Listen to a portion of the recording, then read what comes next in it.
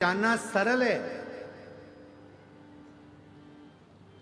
श्रीमद् भागवत कथा में पहुंच जाओगे, श्री रामचरितमानस में पहुंच जाओगे, गीता जी में पहुंच जाओगे, विष्णु पुराण में पहुंच जाओगे, नर्मदा पुराण में पहुंच जाओगे, अग्नि पुराण में पहुंच जाओगे, लिंग पुराण में पहुंच जाओगे, नारद पुराण में पहुंच जाओगे, भविष्य पुराण में पहुंच जाओगे, नरसिंह पुराण में पहुंच जाओगे, नारद पुराण आदि कादिक पद्म पुराण जितनी पुराणे हैं सारी पुराण में जाना सरल है और शिव महापुराण में जाना कठिन है।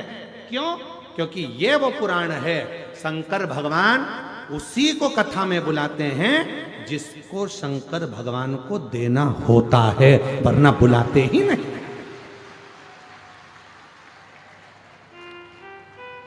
जैसे तुम्हारे मोहल्ले में शादी का कार्ड हर किसी को नहीं दिया जाता, शादी का कार्ड उसी को दिया जाता है जिससे तुम्हारी रिश्तेदारी अच्छी हो, संबंध अच्छे हो, प्रेम अच्छा हो। पड़ोसन भले पास में रह रही है और अगर पड़ोस में प्रेम नहीं है तो कोई तुम्हें शादी में नहीं बुलाएगा।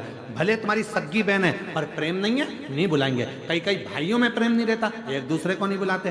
प्रेम होगा तो बुलाएंगे और उसी को बुलाया जाता है। जितनी बहन बेटियों को शादी में बुलाया जाता है उतनी बहन बेटियों को साड़ी देकर विदा, बोलो बोलो सही है कि साड़ी देके विदा करा जाता है। तो हम क्या बोलते हैं? मेरी जीजियों, मेरे जीजाओं, अर्थात इस कथा के मंडप में जितनी बेटियां आती हैं सब मेरे शंकर भगवान की बेटियां हैं। जब जाती हैं तो कुछ ना कुछ देकर भोले बाबा विदा करते हैं।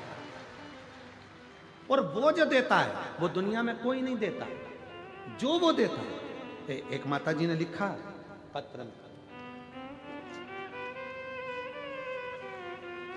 देवताओं का काम है भाग्य लिखना और भाग्य को पलटने का काम है देवाधिदेव महादेव का। वो पलट कर रहे हैं,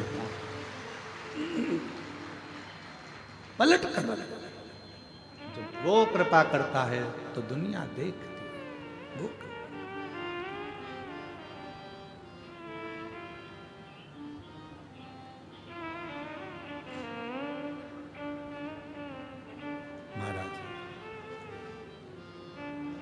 शिव कह रहे हैं तारकासुर को मारने के लिए षडानंद कार्तिकेय जा रहे हैं। पार्वती जी ने शिव जी के पास कार्तिकेय जी को भेज दिया, जाओ भगवान देवाधिदेव महादेव की आज्ञा लो तारकासुर को मारने के। यदि तारकासुर को मारना है तो पहले शिव किया। शंकर का कोई भक्त है उस पर इल्जाम लगाना सरल है, गाली देना सरल है, उसको अपशब्द कहना सरल है, उसकी निंदा करना सरल है, उसकी बुराई करना सरल है। पर याद रखना, शिव भक्त की तुम निंदा कर सकते हो, बुराई कर सकते हो, उसके लिए गलत गलत बोल सकते हो, पर वो शिव भक्त पलट कर जवाब नहीं देगा। उसका जवाब एक दिन ऐसा समय का चक्र घूमेगा कि वो महाकाल पछिट पछिट कर जवाब निकालवाएगा कि तूने क्या बोला और कैसे। ये शरीर की हाथ की उंगलियां भी काम नहीं करेंगी, नेत्र काम नहीं करेगा, जिह्वा काम नहीं करेगी, श्रवण शक्ति काम नहीं करेगी, पांव काम नहीं करेगी। बहुत किसी से मत डरो, ना गुरु से डरो, ना परमात्मा से डरो, ना शास्त्र से डरो, ना वेद से डरो, किसी से मत डरो, पर अपने कर्म से डरना। कर्म का भोग तो परमात्मा को भी भोगना पड़ता, भोगना पड़ता। कर्म से डरना मत, ऐसा कर्म कर जाना कि जिंदगी में तुम भी रो और तुम्हारी औलादें भी जीवन पर्यंत रोती रहे। रोती, कुछ अच्छा कर। दुनिया में 3 उपहार सर्वश्रेष्ठ है। 3 उपहार दुनिया में सर्वश्रेष्ठ। पहला जो भगवान ने आपको दिया, आपके चेहरे की प्रसन्नता। किसी को कुछ नहीं दे सकते और तुम्हारे पास देने के लिए कुछ भी नहीं है, तो अपने चेहरे की थोड़ी सी स्माइल, थोड़ी सी प्रसन्नता दे दीजिए। चेहरा खुश दिखेगा तो सामने वाले को अपने आप उपहार मिल गया, समझ लेना, सब कुछ मिल। 3 उपहार हैं। जो दुनिया वाले को परमात्मा ने दिए हैं, पहले नंबर का आपके चेहरे की प्रसन्नता, वो केवल मनुष्य को दिए। मुस्कुरा लो, हंस लो। हमने पहले भी कथा में कहा था, हंस लो इन दांतों से खिल खिला के, नहीं तो एक दिन गिर जाएंगे हिल हिला के।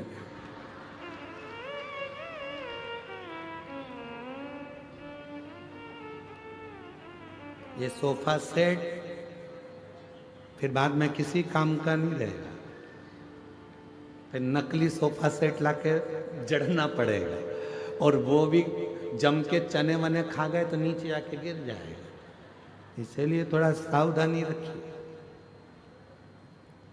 3 दुनिया के लोगों को मेरे भोले बाबा ने 3 उपहार दिए हैं देने के लिए। पहला है चेहरे की, बोलो बोलो जम के, प्रसन्नता। दूसरा उपहार है आपके मुख की मीठी वाणी। यह भी दुनिया का सबसे श्रेष्ठ उपहार है। किसी को कुछ नहीं दे सकते, मीठा बोलकर उसका आदर कर लो। दुनिया की सबसे बड़ी दौलत आपने दे दी, समझ लो, सबसे बड़ी। अभी अभी तुम यहां बैठे हो, जरा सा टेढ़ा आड़ा बोल के देखो, हट गुस्से में तुमने अपशब्द कर दिया, गाली दे दी, आड़ा टेढ़ा कर दिया। ध्यान। एक दिन ये दांतों ने जिह्वा से कहा, 32 की 32 दांतों ने जीवान से कहा, जिह्वा से कहा, हे मेरी जिह्वा बहन, कृपा करना तो किसी को आड़ा टेढ़ा मत कह देना। ए जिह्वा बहन, तो किसी को आड़ा टेढ़ा, जिह्वा ने दांतों से कहा, दांतों ने जिह्वा से कहा। दांत जिह्वा से कहते हैं, जिह्वा दांत से कहती है, जिह्वा कहती है दांतों से, ए मेरे 32 भाइयों, मैं बहुत कोमल कोमल तुम्हारी बहन हूँ, सीधी सादी तुम्हारी बहन हूँ, मुझे काट मत देना। मैं तुम्हारी 32 भाई की एक ही बहन हूँ जीवान, तुम मुझे काट मत देना। तो 32 भाइयों ने कहा, बहन तू चिंता मत कर, हम तुझे कभी नहीं काटेंगे, पर तू हम पे कृपा करना, किसी से आड़ी टेढ़ी मत बोल देना, नहीं तो एक ही में पूरा भाई की भाई निपट जाए। 32 की 32 पहाड़, तू कृपा कर, तू दया कर।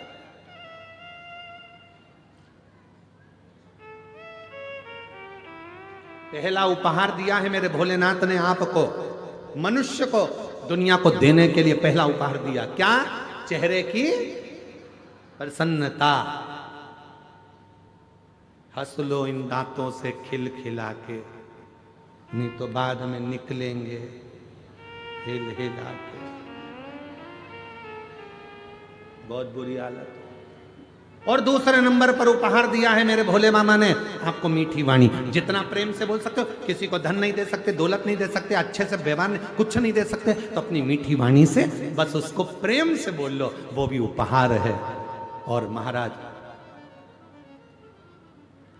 तीसरे नंबर का उपहार भगवान भोलेनाथ ने जो दुनिया को दिया है, वो है सम्मान करना, आदर करना, सत्कार करना। कुछ मत करो, किसी को कुछ नहीं दे सकते तो आदर दे दो। आओ भैया जी बैठो, भाभी जी कैसे हैं, भैया ठीक हैं, काका जी ठीक हैं, काकी जी ठीक हैं। ये आदर के शब्द एक दूसरे को देना प्रारंभ कर दो। सुबह से उठो, सास से कितना भी झगड़ा हो तो भी उससे प्रेम से आदर पूर्वक बात करो। और सास से निवेदन है, बहू कितनी भी गलती करे उसकी गलतियों को माफ कर कर बेटी जैसा आदर देकर उसको गले लगाना प्रारंभ करो। वो आदर का संस्कार, वो आदर का संस्कार। ये 3 उपहार हैं जो मेरे भोले बाबा ने दुनिया के लोगों को दिए। पहले नंबर पर है मुस्कुराहट चेहरे की, दूसरे नंबर पर मीठी वाणी आपके मुख की, और तीसरे नंबर पर है आदर के शब्द, आदर के वचन, आदर के संबोधन। कोई भी आपके आए आप उसको आदर दीजिए, सम्मान दीजिए, कुछ मत दीजिए, आदर तो दो। साहब कहाँ से आए हो, बैठो ना साहब, राम राम साहब, कृष्ण जी साहब, श्री शिवाय नमस्तुभ्यम, हर हर महादेव भैया जी, क्या बात है, कैसे हो। आदर का संबोधन घर में आए हुए। ना जाने कौन सा पुण्य करा होगा जो तुम्हारे यहाँ कोई आ रहा है? अगर पुण्य भी नहीं होता तो कोई किसी के यहाँ जाता भी नहीं। कौन सा पुण्य करा?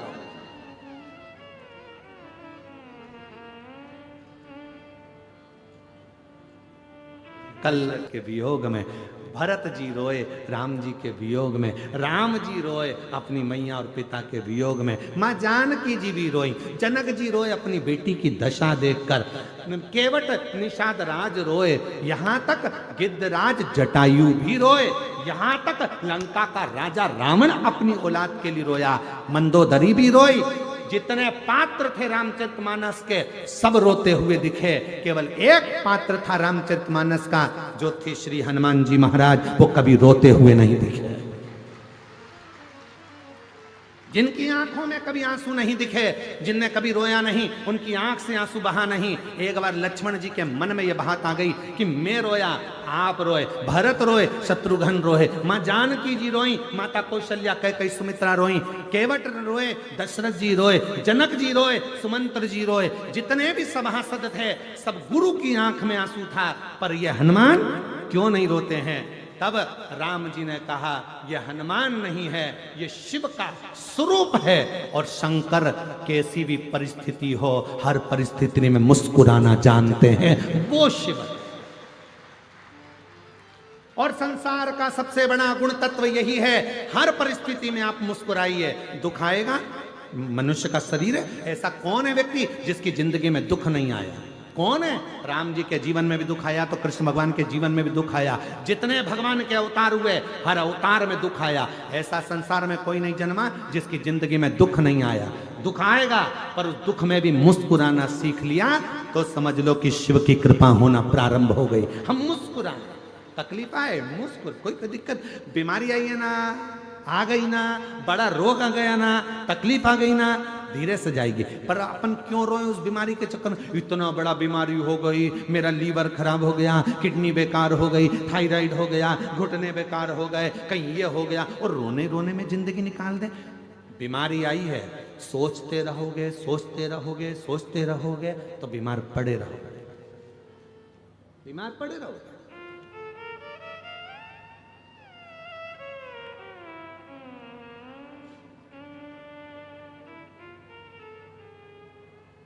एक बात हम आपको कभी नहीं बोले, आज हम बोलना चाहेंगे।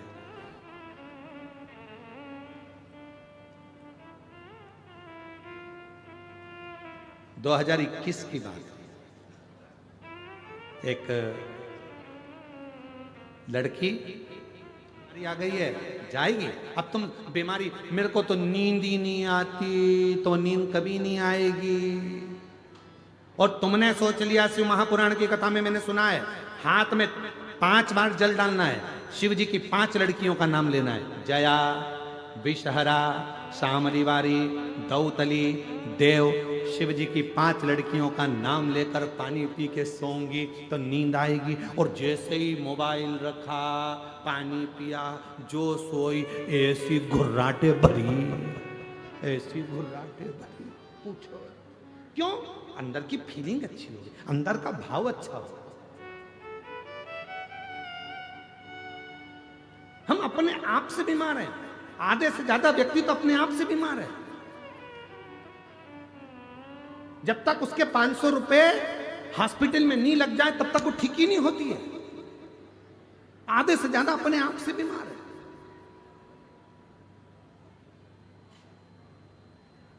है। गुरुजी, हमारा बच्चा बहुत बीमार रहता है, बार बार उसको हॉस्पिटल ले जाना पड़ता है। हमने कहा क्यों चिंता करती हो जीजी, बच्चा ने जन्म कहाँ लिया? तो कहा हॉस्पिटल में। हमने कहा पहले बच्चे कहाँ जन्म लेते थे? नानी के घर में, दादी के घर में। जब बच्चे नानी के घर में पैदा होते थे तो नानी के घर ज्यादा जाते थे। बच्चे जब दादी के घर में पैदा होते थे तो दादी से तब प्यार होता था, उसके घर ज्यादा जाते थे। आजकल बच्चे हॉस्पिटल में पैदा होते हैं तो सिस्टर और डॉक्टर से प्यार होता है, इसलिए बार बार जाते हैं। प्यार है उनका, स्नेह उनका, ये प्रेम, ये वात्सल्यता, ये स्नेह। भारत माता।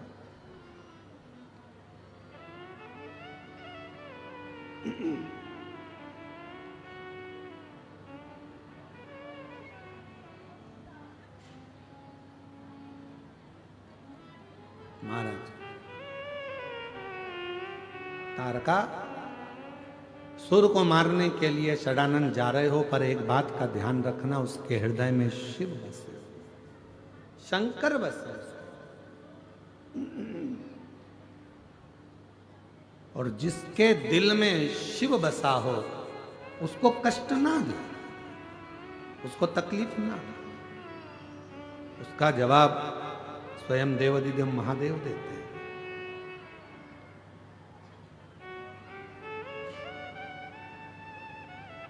स्वयं भगवान देवाधिदेव महादेव ने माता पार्वती जी से एक बात कही है, पार्वती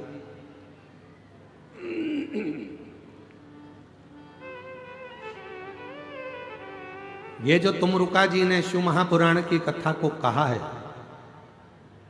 और चंचुला अपने पति की मुक्ति के लिए ये कथा जो सुन रही है,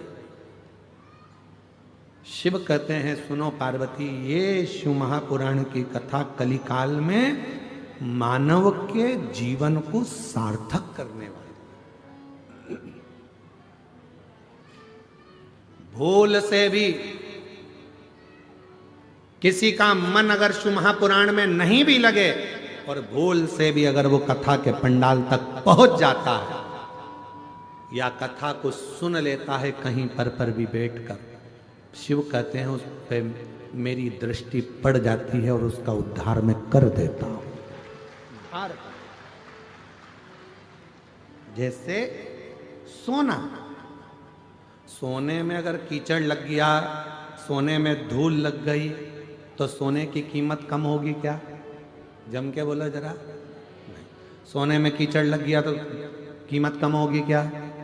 सोने में आटा लग गया उसनते समय तो कीमत कम होगी क्या? सोना पानी में पड़ा है तो क्या कीमत कम होगी क्या? सोने की कीमत उतनी की उतनी ही रहेगी जितनी उसकी है, चाहे वो कीचड़ में हो, चाहे मिट्टी में हो, पानी में हो, चाहे कहीं पर भी हो। उसी तरह शिव महापुराण की कथा, चाहे तुम्हारा दिल लगे चाहे ना लगे, अगर तुम शिव पुराण की कथा में पहुंच गए हो, समझ लेना शिव की दृष्टि तुम्हारे पर पड़ना प्रारंभ हो गई और तुम कीमत वाले प्रवचन में नहीं जाता। एक बार उसने विचार करा कि राजा के महल में आज चोरी करना, जा ही रहा था, इतने में रास्ते में बहुत सारी भीड़ हो रही थी, खड़ा हो गया। क्या हुआ किसी ने नहीं बताया, प्रवचन चल रहा था, उसके कानों में शब्द पहुंच गया कि मनुष्य की देह मिली है और जिंदगी अगर अच्छी जीना है तो सत्य बोलना चालू करो और जिसका खाया है उसको धोखा मत दो और उसके साथ में कभी गलत मत करो। बस ये दो चीज उसके कानों में पड़ी, उसने कान बंद करा, भाग गया।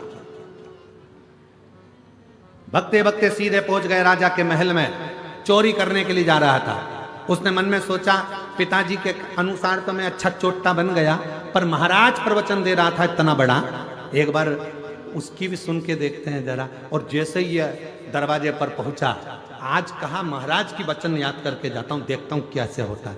तो अंदर गया, दरवाजे के द्वारपालों ने रोक दिया, कौन हो तुम? उसने मन में सोचा कि वो महाराज जी बोल रहा था हमेशा सत्य बोलो, उसने भी कह दिया। जैसे द्वारपालों ने रोका, कौन हो तुम? चोर हूं। क्या करने जा रहे हो? चोरी। दरवाजे पे खड़े हुए द्वारपालों को लगा यहां काम करता होगा, बेचारे को अपन ने रोक दिया, उसके हृदय में हाथ हो गई, इसलिए चिल्ला के दौड़ रहा है, अपने आप को चोर कह रहा है, चोरी करने। जा अंदर जा, जा चले जा। वो अंदर चले गया। उसने मन में सोचा मैंने बोला मैं चोरटा हूं, मैं कह रहा हूं कि चोरी कर रहा हूं, तो भी मुझे अंदर जाने दिया। अंदर पहुंच गए। अंदर जाके उसने बहुत सारा धन देखा, झोले में भर लिया, थैले में भरा, बैग में भरा, चला। भूख लगी, इसने सोचा पास में रसोई घर है, जरा देख लूं। रसोई घर में गया, अच्छा अच्छा खाने को मिल गया, खा गया। खाने के बाद झोला उठाने वाला था, इतनी देर में याद आया कि वो महाराज प्रवचन में कह रहा था जिसका खाओ उसको धोखा मत दो, जिसका खाओ उसके साथ कभी गलत मत करो। और मैं तो गलत नहीं करूंगा, आज तुम्हें रख के ही जाऊंगा। भरा हुआ सोने का झोला वहीं रख दिया, जाने लगा। जैसे ही दरवाजे पर पहुंचा तो द्वारपालों ने रोक लिया। क्यों रे चोटे, तू तो चोरी करने गया था, माल नहीं लाया? कहने लगा नहीं, हम जिसके घर का खाए हैं उसका घर का बजाए हैं। हम चोरी कर तो लिए थे पर हम उसके घर का खा लिए, इसलिए हम उसके साथ धोखा नहीं कर सकते। इतनी देर में रसोई घर में कोई गया, भरा हुआ झोला देखा, चिल्ला दिया, चोर आया है, चोर आया है, चोर आया है। इसको पकड़ लिया। पकड़ने के बाद राजा के सामने ले जाकर खड़ा कर दिया। महाराज, इसने चोरी करी है। महाराज ने पूछा, आपने चोरी करी है? हाँ महाराज। कहां से आए? सामने वाले गेट से। द्वारपालों ने नहीं रोका, पूछा था तुम कौन हो? हमने कहा चोर। अंदर आने दिया? हाँ। तुमने कहा था चोरी करने आए हो? हाँ, हम बोले थे हम चोरी करने आए। अच्छा, तो तुम ये बैग भरकर पैसा ले जा रहे थे, सोना चांदी ले जा रहे थे, लेके क्यों नहीं गए?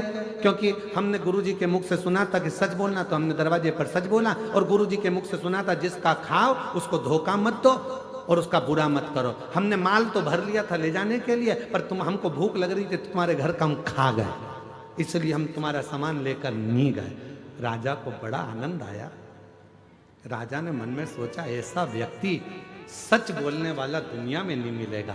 राजा ने कहा, आज से तुम हमारे मुनीम, मंत्री, पूरा खजाना तुम्हारे हाथ में, तुम नौकरी हमारे यहां करो,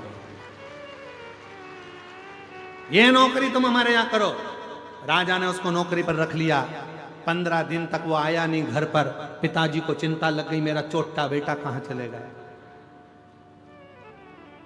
एक दिन अच्छे कपड़े पहनकर, पगड़ी मगड़ी बांधकर, जोरदार सोने की माला पहनकर, पांव में जूते मोजे पहनकर गया अपने पिताजी के पास। पिताजी ने देखा, बेटा इतनी लंबी चोरी किसके यहां करी आया? बेटा कहता है, पिताजी चोरी नहीं करी है, एक महाराज का प्रवचन सुन लिया था, सत्य बोलो, जिसका खाओ उसको धोखा मत दो, उसका कभी गलत मत करो। बस वो सुनकर मैं चोरी करने गया, ऐसा ऐसा हुआ। राजा को मालूम पड़ा, उसने मुझे नौकरी पर रख लिया। पिताजी, जितनी चोरी करता था, जूते खाता था, उससे अच्छी इज्जत की नौकरी आज राजा ने मुझे दे दी। करोड़ों का धन मेरे हाथ के नीचे है पिताजी। केवल थोड़ी सी देर की शिव पुराण की कथा सुन ली थी, जिससे आज मैं राजा का मुनीम बन गया। यदि पूरी कथा सुन लेता तो शायद राजा ही बनकर बैठ जाता। ये कथा है, ये प्रसंग। शिव भक्त के हृदय में चोट ना पहुंचे, इसका स्मरण रखें। सब निंदा स्वीकार करी जा सकती है, पर शिव की निंदा, शिव पुराण की निंदा और शिव भक्त की निंदा कभी स्वीकार नहीं, कभी जो शिव भक्त की निंदा करता है वो शिव का द्रोही हो जाता है। शिव का